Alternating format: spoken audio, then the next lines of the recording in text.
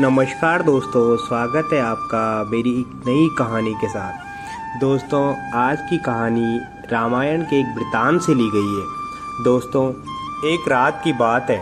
माता कौशल्या जी को सोते समय अपने महल की छत पर किसी के चलने की आहट सुनाई दी। नींद खुल गई। पूछा कौन? मालूम पड़ा श्रुति कीर्ति जी, सबसे छोटी बहू शत्रुघ्न जी की पत्नी है। माता कौशल्या जी ने उन्हें नीचे बुलाया। श्रुति कीर्ति जी आई, चरणों में प्रणाम कर खड़ी रह गई। माता कौशल्या जी ने पूछा, श्रुति, इतनी रात को अकेले छत पर क्या कर रही हो बेटी?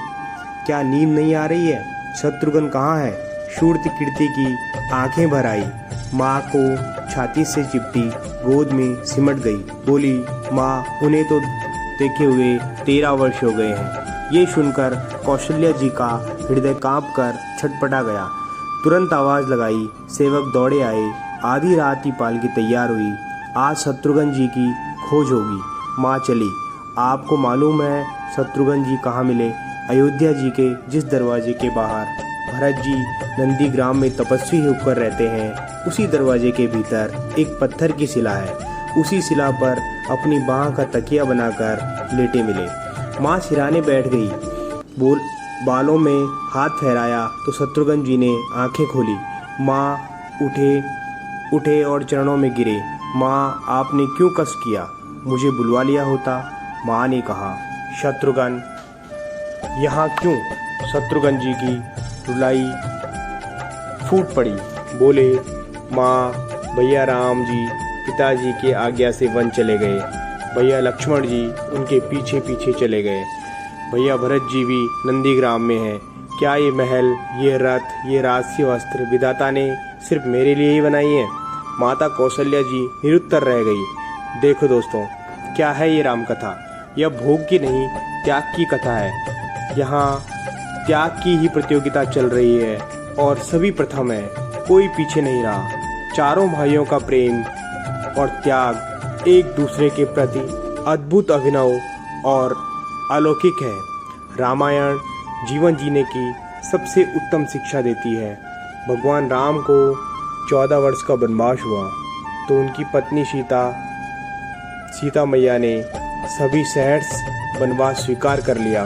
परंतु बचपन से ही बड़े भाई की सेवा में रहने वाले लक्ष्मण जी कैसे राम जी से दूर हो जाते?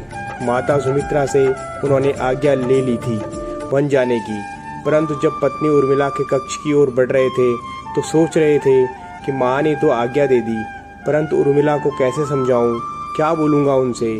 यही सोच विचार करके लक्ष्मण जी जैसे ही अपने कक्ष में पहुँचे तो देखा कि उर्मिला जी आरती का थाल लेके खड़ी थी और बोली, आप मेरी चिंता छोड़ प्रभु श्री राम की सेवा में वन को जाओ। मैं आपको नहीं रोकूंगी। मेरे कारण आपकी सेवा में कोई बाधा ना आए, इसलिए साथ जाने का हट भी नहीं करूंगी।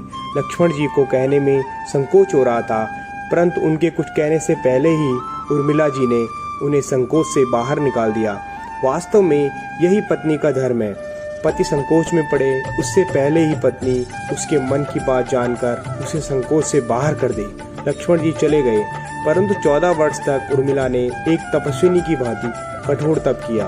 वन में प्रभु श्री राम, माता सीता की सेवा में लक्ष्मण जी भी कभी सोए नहीं, परंतु उर्मिला ने उन्हें अपने महलों के द्वार कभी बंद नहीं किए और सारी रात जागकर उस दीपक की लौ को बुझने नहीं दिया।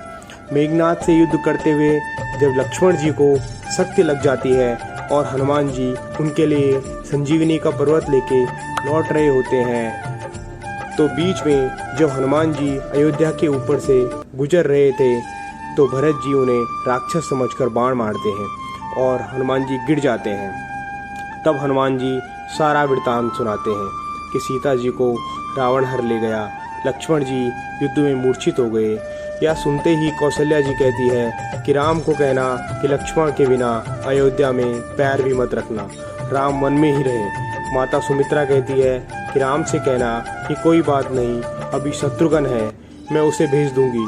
मेरे दोनों पुत्र राम सेवा के लिए ही तो जन्मे हैं। माताओं का प्रेम देखकर हनुमान जी की आंखों से अश्रुधारा बह रही थी, परंतु जब उन्होंने उर्मिला जी को देखा तो सोचने लगे कि यह क्यों एकदम शांत और प्रसन्न खड़ी है।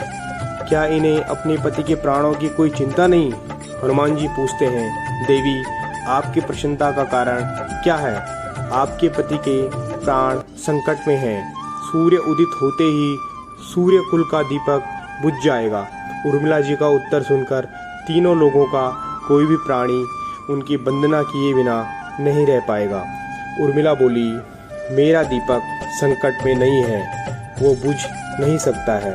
रही सूर्योदय की बात, तो आप चाहे तो कुछ दिन अयोध्या में विश्राम कर लीजिए, क्योंकि आपके वहाँ पहुँचे बिना सूर्य उदित हो ही नहीं सकता।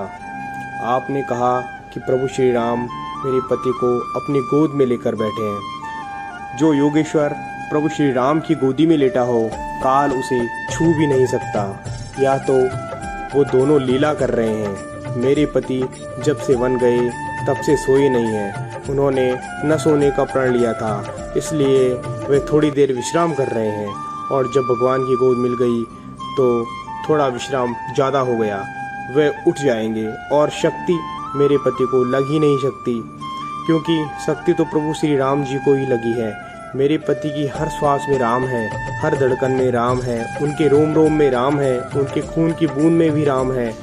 जब उनके शरीर और आत्मा में शुद्ध राम है तो शक्ति राम जी को ही लगी, दर्द राम जी को ही हो रहा है।